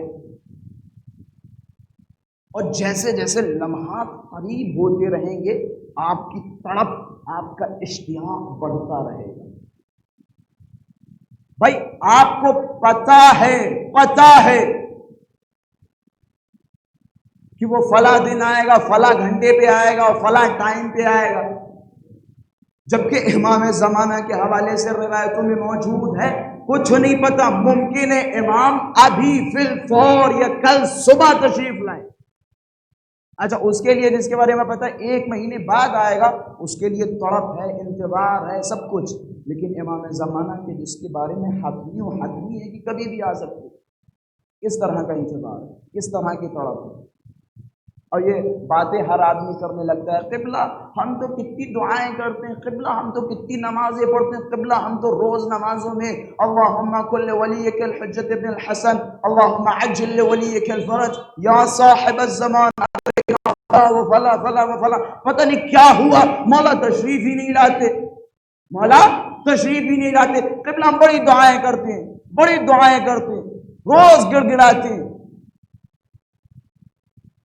علی اکبر نہاوندی بہت بڑے عالم دین، جن کی زحمات اور جن کی خدمتیں بہت زیادہ ہیں، یہ اپنی کتاب میں قصہ بیان کرتے ہیں، بڑا جالب اور عبرت انگیز قصہ ہے۔ فرماتے ہیں، کہتے ہیں میں حلہ گیا، حلہ میں ایک مقام تھا، مقام صاحب الزمان، کہ میں جیسے ہی اس مقام پہ پہنچا تو میں نے لوگوں سے پوچھا بھائی یہ کیسا مقام ہے، تو لوگوں نے بتایا کہ بڑا بابرکت مقام ہے۔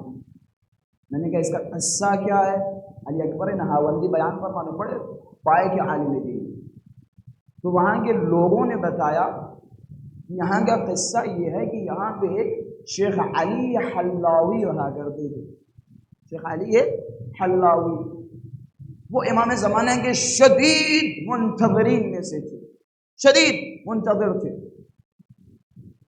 کہ وہ روز چلاتے تھے اور چیختے تھے اور امام زمان کی خدمت میں استغاثہ کرتے تھے اور فرماتے تھے یا امام زمان ہم تو سالوں سے آپ کا انتظار کر رہے ہیں، ایسی کوئی نماز نہیں کہ جس میں میں نے آپ کے لیے دعا نہ کی ہو، مولا ایسا کوئی دن نہیں جس دن میں نے دعائے عہد نہ پڑھی ہو، مولا ایسا کوئی جمعہ نہیں گزرا جس دن ہم نے دعائے ندبہ نہ پڑھی ہو، مولا ہم دن رات آپ کے لیے دعائیں کر رہے ہیں، اور مولا میری چھوڑیں اسی حلہ میں کتنے آپ کے چاہنے والے ہیں جو آپ کے منتظر ہیں، آپ کے دیدار کے مشتاق ہیں، مولا آپ تشریف نہیں لاتے۔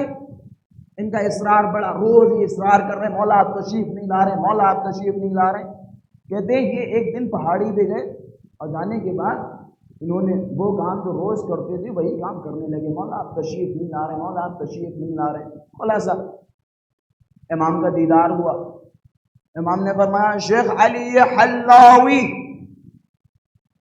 تم کہہ رہے ہو نا حلہ میں بڑے میرے چاہنے والے کہ جی مولا بہت آپ کے عاشق ہیں اور چاہنے والے کہ ٹھیک ہے تم ایسا کرو حلہ واپس جاؤ اور سارے جتنے بھی میرے چاہنے والے ہیں انہیں جمع کرو، چن چن کے لاؤ جو سب سے بہترین عاشق دیوانے ہیں انہیں لے کے آؤ، ان سے میں ملنا چاہ رہا ہوں، اور ان سے کہہ دینا کہ امام تم سے ملنا چاہ رہے ہیں۔ اب شیخ علی حلاوی خوشی خوشی حلہ واپس آئے اور آنے کے بعد سب کو تلاش کیا، فلاں صاحب فلاں صاحب فلاں صاحب۔ امام نے ایک جملہ اور بھی فرمایا تھا کہ فلاں جگہ ایک قصائی رہتا ہے اسے بھی لے کے آنا اور اس سے کہنا کہ 2 عدد دمبے لے کے آ جاؤ چھت پہ باندھ دے آگے۔ اب شیخ علی حلاوی کے قصائی کو تلاش کیا کہ تمہیں تمہارا امام بلا رہا ہے۔ قصائی نے 2 دمبے اٹھائے اور ایک گھر میں جمع ہو گئے آگے سارے کے سارے، کہتے انہوں نے 40-45 لوگوں کو جمع کیا اپنے گھر میں صحن میں، اور امام کے حکم کے مطابق وہ 2 دمبے کیا کیے چھت پہ باندھ دیے۔ سارے منتظر ہیں، اب بس انتظار کر رہے ہیں، اب امام تشریف لا رہے ہیں، اب امام تشریف لا رہے ہیں، اب امام تشریف لا رہے ہیں۔ تھوڑی دیر کے بعد چھت سے آواز آئی شیخ علی حلاوی میں آ گیا ہوں، کہ وہ قصائی جس کو میں نے دعوت دی تھی اس قصائی کو چھت پہ بھیجو۔ قصائی چھت پہ پہنچا، امام کی خدمت میں سلام عرض کیا، ظاہراً یہ مولا کا چاہنے والا تھا، عاشق تھا۔ قصائی سے مولا نے کہا لو ایک دمبے کو ذبح کر دو۔ قصائی نے اٹھایا ایک دمبے کو ذبح کر دیا۔ اب پرنالہ نکلا ہوا تھا، میدان میں سارے لوگ کھڑے تھے، خون گرنا شروع ہوا۔ اب وہ افراد جو وہاں کھڑے تھے سارے جو امام زمانہ سے ملنے کے لیے آئے تھے، امام زمانہ کے منتظر تھے، وہ آپس میں کانا پوسی کرنے لگے کہ کیا ہوا، لگ رہا ہے امام زمانہ نے ایک کو ذبح کر دیا، کہ لگ رہا ہے امام زمانہ نے ایک کو ذبح کر دیا۔ اب کہتے وہاں سے 2 3 4 جتنے جس کو فرار ہونا تھا فرار ہو گئے۔ اب جو لوگ وہاں بچے تھے وہ بھی تقریباً 90-95% شک میں تھے۔ پھر آواز آئی شیخ علی حلاوی تم بھی اوپر آؤ۔ اب جب شیخ علی حلاوی پہنچے قصائی کی طرف اشارہ فرمایا مولا نے کہ لاؤ اب اسے دوسرے کو ذبح کر دو۔ دوسرے بکرے کو ذبح کیا، دمبے کو ذبح کیا، اس کا بھی خون فرمانے کے ذریعے سے اسی حیات اسی حال اسی صحن میں گرنے لگا، خون گرنے لگا۔ اب شیخ علی حلاوی نے پوچھا مولا کیا راز ہے، کیا حکمت ہے، آپ اوپر بلا کے تم کو ذبح کروا رہے ہیں؟ شیخ علی حلاوی ایسا کرو اب تم نیچے جاؤ اور سارے لوگوں سے کہہ دو کہ اب تمہارا امام تم سے ملنے آ رہا۔ شیخ علی حلاوی نیچے آئے، چاروں طرف نظر ڈال کر کوئی نظر نہیں آ رہا، کوئی نظر نہیں آ رہا۔ یہ کون ہے؟ یہ وہ ہیں جو پہاڑوں پہ جا کے چلاتے تھے، چیختے تھے مولا آپ تشریف نہیں لا رہے۔ کتنے لوگ منتظر ہیں، کتنے لوگ عاشق ہیں، روز دعائیں کر رہے ہیں، نماز شب کے پابند ہیں، جھوٹ نہیں بولتے، فریب کاریاں نہیں ہیں، مکاریاں نہیں ہیں، غیبتیں نہیں ہیں، چغلیاں نہیں ہیں، مولا پھر بھی آپ تشریف نہیں لاتے۔ وہی شیخ علی حلاوی دوڑتے ہوئے اوپر گئے، سر کو جھکا کے مولا مجھے معاف کر دو، مجھے نہیں پتا تھا آپ اس قدر غریب ہیں، مولا مجھے نہیں احساس تھا، میں تو یہ دیکھ رہا ہوں پوری دنیا آپ کی عاشق ہے اور پوری دنیا یا صاحب زمان کے نعرے لگا رہی، مولا مجھے نہیں پتا تھا کہ آپ اس قدر غریب ہیں۔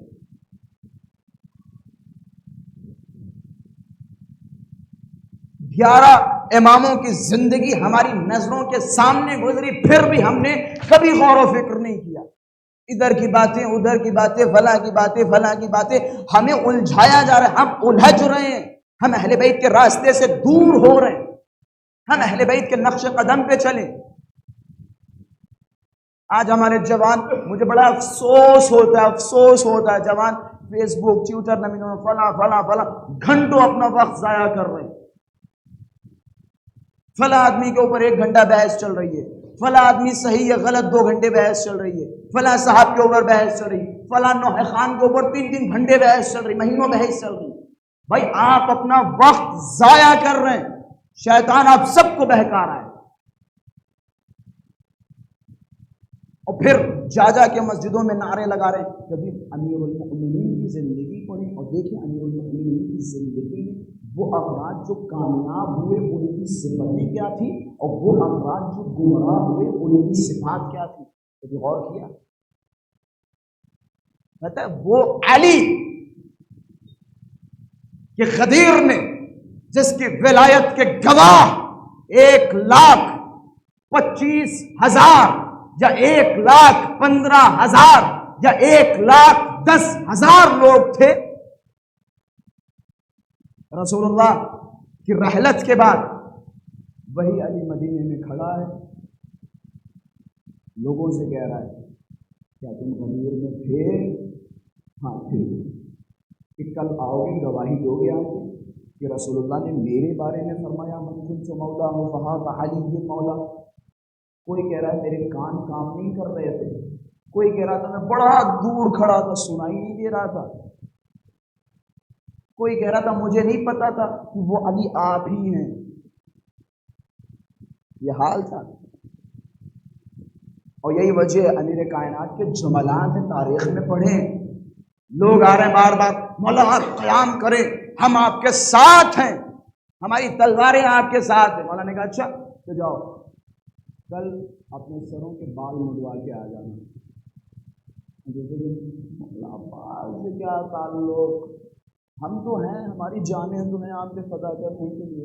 حضرت امیر کا جملہ کہ وہ آدمی جو راہ علی میں بال نہ دے سکے کیسے ممکن ہے وہ اپنی گردنیں دے دیں گے؟ کیسے ممکن ہے وہ اپنی گردنیں دے دیں گے؟ اچھا آج کے زمانے میں معذرت میری عادت ہے میں طنز و طعن کا قائل نہیں ہوں، میں طنز و طعن نہیں کرتا، کسی کی توہین منبر پہ بیٹھ کے نہیں کرتا، کسی کو ذلیل و رسوا نہیں کرتا، ایک مؤدبانہ بچوں سے مخاطب. اچھا جو مثال وہاں پہ تھی کہ جو لوگ راہ علی میں بال نہ دے سکیں کیسے ممکن ہے وہ علی کے لیے اپنی گردنیں کٹوا دیں گے؟ کیا وہی مثال فی الحال ہمارے اوپر تطبیق نہیں ہوگی؟ وہ آدمی جو اپنے وقت کے امام کے لیے 1 گھنٹہ نہ نکال سکے، وہ آدمی جو ایک مجلس کے لیے 40 منٹ نہ نکال سکے، وہ آدمی جو ایک دعا کے لیے 10 منٹ نہ نکال سکے، وہ آدمی جو ایک نماز کے لیے 5 منٹ نہ نکال سکے، کیسے دعوے کر سکتا ہے کہ امام زمان آئیں گے ہمارے ہاتھ میں تلوار ہوگی ہم فلاں صاحب کو ماریں گے اور فلاں صاحب کو ماریں گے؟ آپ چھوٹے چھوٹے امتحان میں فیل ہو رہے ہیں، وہ بڑا امتحان ہے، کہنا بڑا آسان ہے اور زیارتوں میں پڑھتے کاش ہم آپ کے ساتھ ہوتے اور ہم بھی اصحاب حسین کی طرح کامیاب ہو جاتے. کبھی غور کیا اصحاب حسین میں تھا کیا اور صفتیں کیا تھی؟ اصحاب حسین ہماری اور آپ کی طرح نہیں تھے. اصحاب حسین وہ تھے جو لپک لپک کے تیروں کو اپنے سینوں پہ لے رہے تھے. اصحاب حسین وہ تھے کہ جنہوں نے اپنی جانیں مولا پہ فدا کر دی. اصحاب حسین وہ تھے کہ جنہیں پتہ ہے میرے سامنے موت کھڑی ہے اور اپنی زوجہ سے کہہ رہے ہیں دائلم میں تمہیں طلاق دیتا ہوں. کیوں؟ کہ جس راستے پہ میں جا رہا ہوں اس راستے پہ صرف موت ہے، بس اس کے علاوہ کچھ نہیں، تمہیں طلاق دے رہا ہوں. یہ اصحاب حسین تھے. اور ہم کہیں کاش ہم ہوتے اور تو ضرور امام زمانہ یا امام حسین کے سپاہیوں میں سے ہوتے اور امام کی طرف سے تلوار چلاتے. کہ آج ہم اپنے زمانے کے امام کے لیے نہیں کر سکتے کچھ؟ اصحاب حسین کبھی اصحاب حسین کی صفات کو تو غور کریں. امیر المؤمنین کے زمانے میں نے کہا نا کہ کس طرح سے لوگ ارے مولا ہم یہ کرتے، مولا ہم وہ کرتے، مولا نے کہا جاؤ بال کٹوا کے آؤ. بال نہ کٹوا سکے تم میری مدد کرو. حضرت کی انتہائی غربت اور تنہائی بتاؤں، یقیناً آپ حضرات کے چہرے بہت بہترین نظر آ رہے ہیں، الحمدللہ سب غور و فکر سے سن رہے ہیں. ایک انتہائی غربت بتاؤں، انتہائی غربت.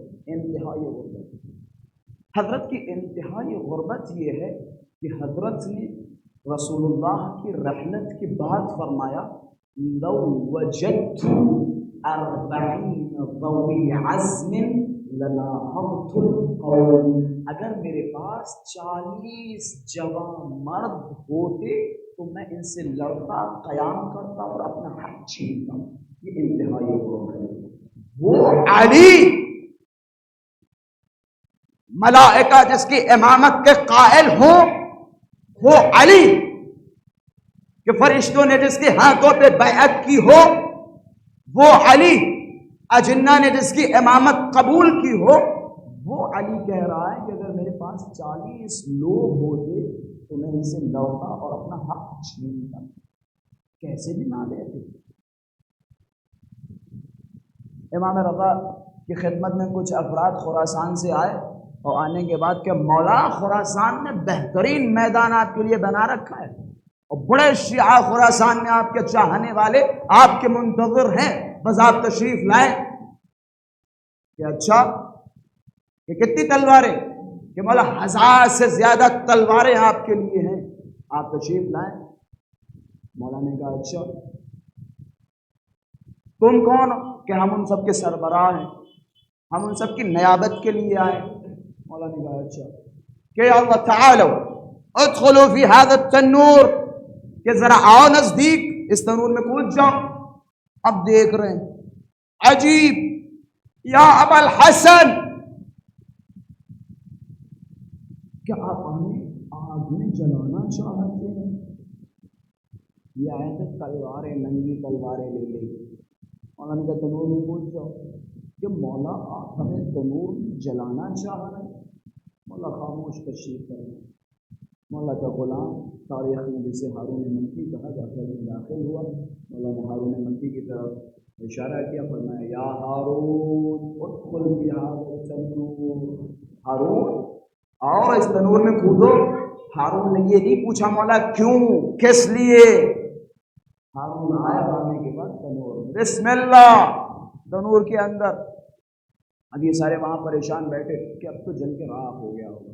تنور کھولا گیا تو دیکھا ہارون تسبیح پڑھ رہے.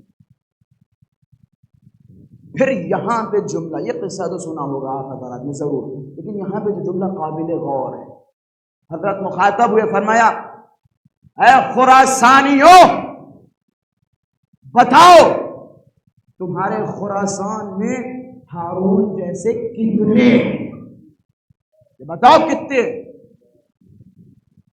جملہ دیکھیں جملہ، یا ابا الحسن لا اللہ خبر قسم، ایک بھی ہارون مکی جیسے. پھر کہہ رہے ہیں امام قیام کرے، امام لڑے. امام کے لیے بہترین دور تھے. پتہ ہے امام حسن نے کیوں صلح کی؟ جس کے بابا نے جس سے جنگ کی ہو، امام حسن نے صلح کی مجبوری دیکھی. بھرے مدینے میں، بھرے بازار میں امام حسن کے چاقو مارا گیا، بھرے بازار میں. اتنا غریب امام کی دشمنی گھر تک آ گئی تھی، گھر میں دشمن تھا، اتنی غربت و تنہائی تھی. ہم نے یہ سارے قصات پڑھے اور سارے واقعات پڑھے، پتہ نہیں کیا ہو گیا ہے، ہم پھر بھی سبق نہیں لے رہے ہیں، درس نہیں لے رہے ہیں، اپنے زمانے کے امام کے لیے کوئی بھی قدم نہیں اٹھا پا رہے ہیں.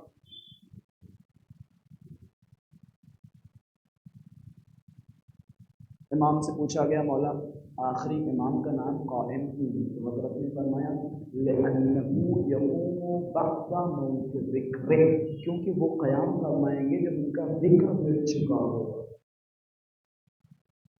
شاید خدا نہ کرے یہ حقیقت ہو، لیکن کیا آپ کو نظر نہیں آتا امام زمان کا ہلکا ہلکا ذکر کتنا کم ہو چکا ہے، لوگ کتنے غافل ہیں. امام زمانہ کے حوالے سے بہت زیادہ غفلت ہے، بہت زیادہ غفلت، بہت زیادہ غفلت. امام زمانہ کی معذرت کے ساتھ میں جملہ کہتا چلوں اور کوئی اپنے اوپر نہ لے. امام زمانہ کا فی الحال اگر مجلسوں میں تذکرہ کیا جائے اور فی الحال بیان کیا جائے تو کہتے ہیں مزہ نہیں آ رہا ہے، مزہ نہیں، پتہ نہیں کس مزے کی تلاش میں. پتہ سب سے بہترین مزہ کیا ہے، لذت کیا ہے؟ سب سے بہترین لذت یہ ہے کہ انسان اپنے وقت کے امام سے بہترین لذت. اور یہ लज्जत पता है कैसी है, इसका मज़ा बताऊं कैसा है।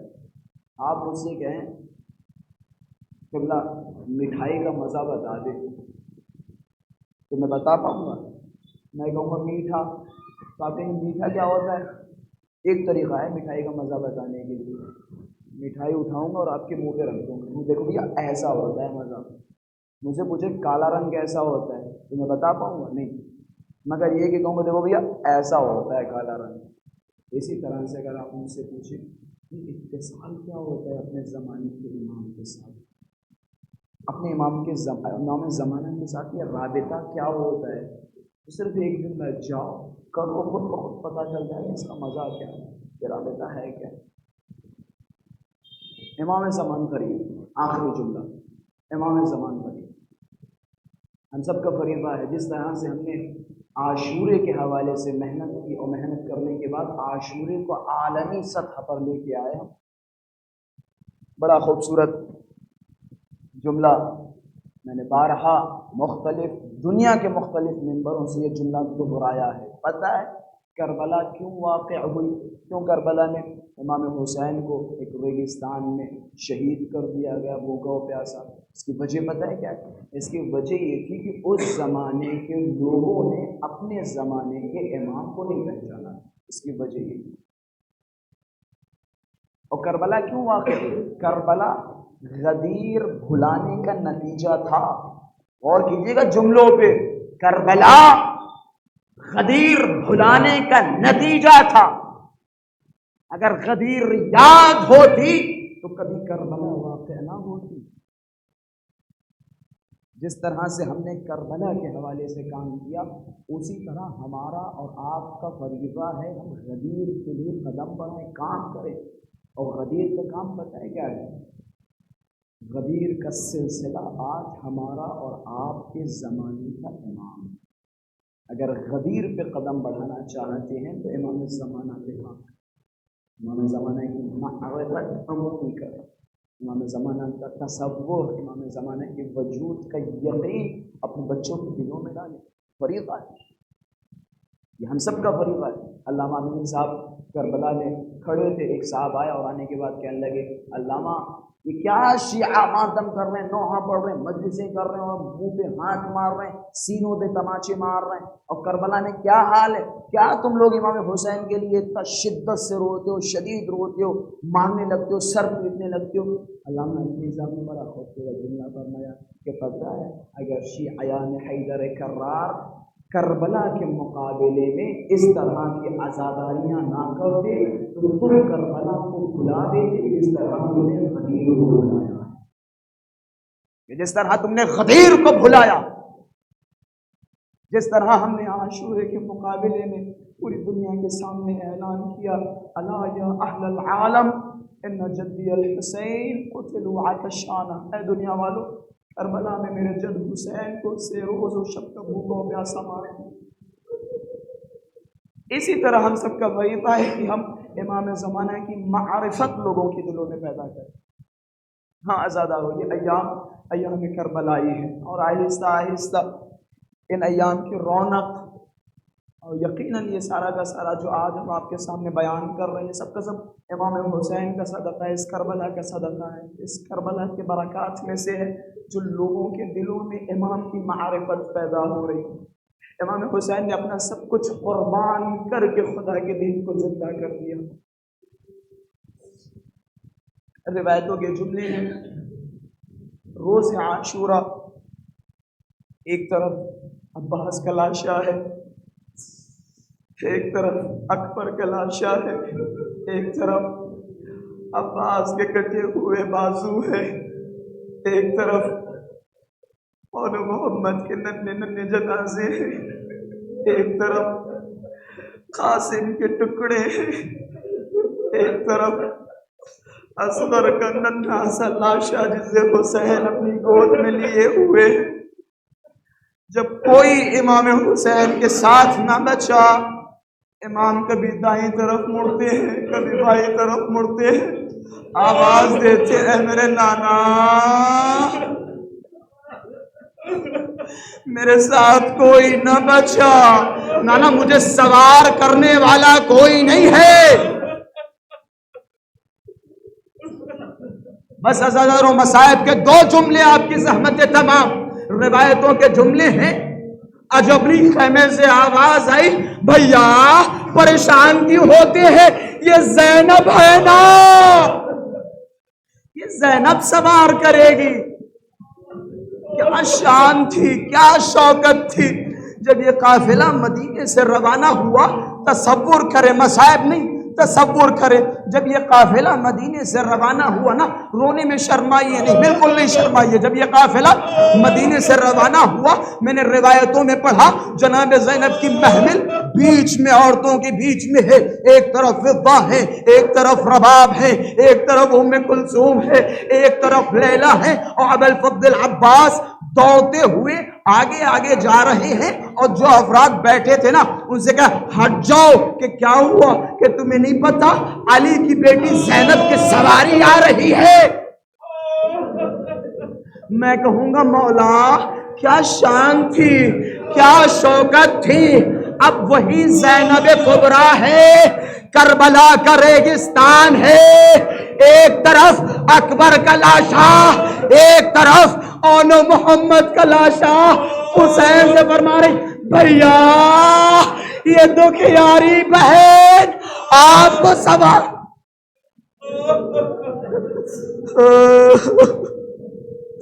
मज़ादारो एक रिवायत आपकी ज़हमत तमाम।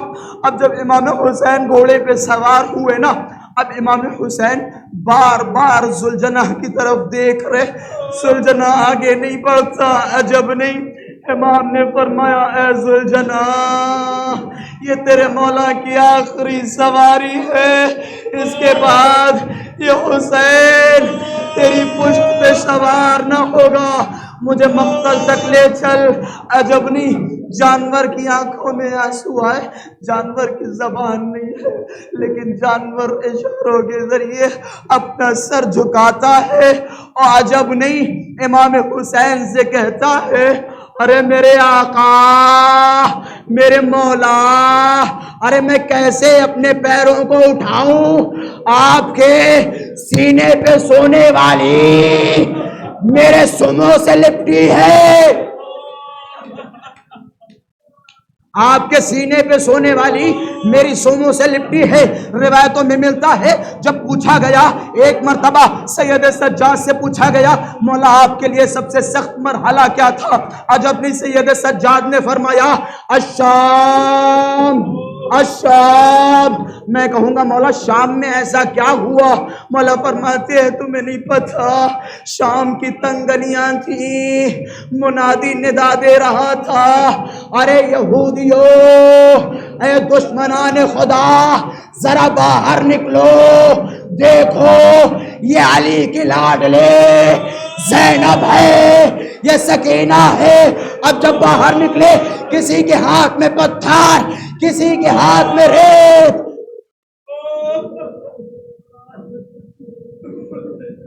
अब एक जुमला, आखिरी जुमला, जनाब ज़ैनब से भी पूछा गया ना, बीबी आपने तो करबला का मंजर देखा, आपने करबला के तमाम हालात देखे, आपने अब्बास को देखा, आपने अकबर का लाशा देखा, आपने कासिम के टुकड़े देखे, बीबी जरा मुझे बताएं, आपके लिए करबला में सबसे सख्त मंजर क्या था।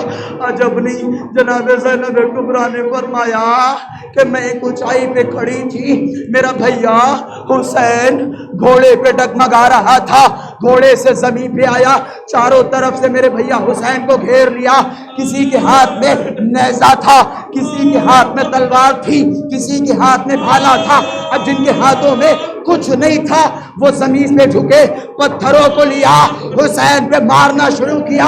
अरे मैंने देखा, वो शेम जालिसून अला सदरे शेम, मेरे माँ जाए के सीने पे बैठा, आहिस्ता आहिस्ता गर्दन को ज़ब्ह कर रहा। अरे शेम मेरे माँ जाए।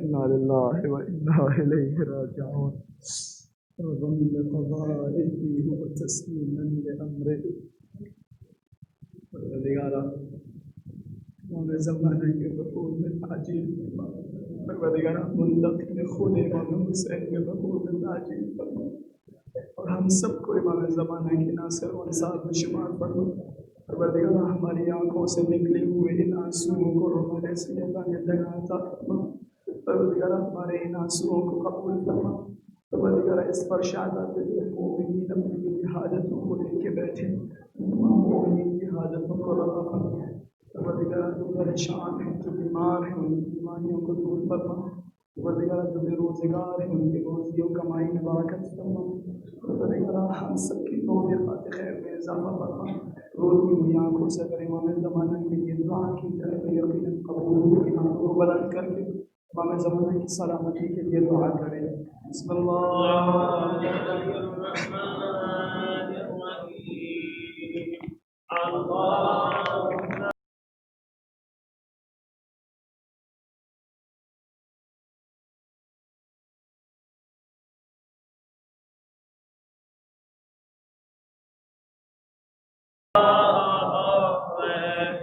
بهذه الساعة وفي كل ساعة وليا وحافظا وقائدا وناصرا ودليلا وعينا حتى تسكنه وزكاة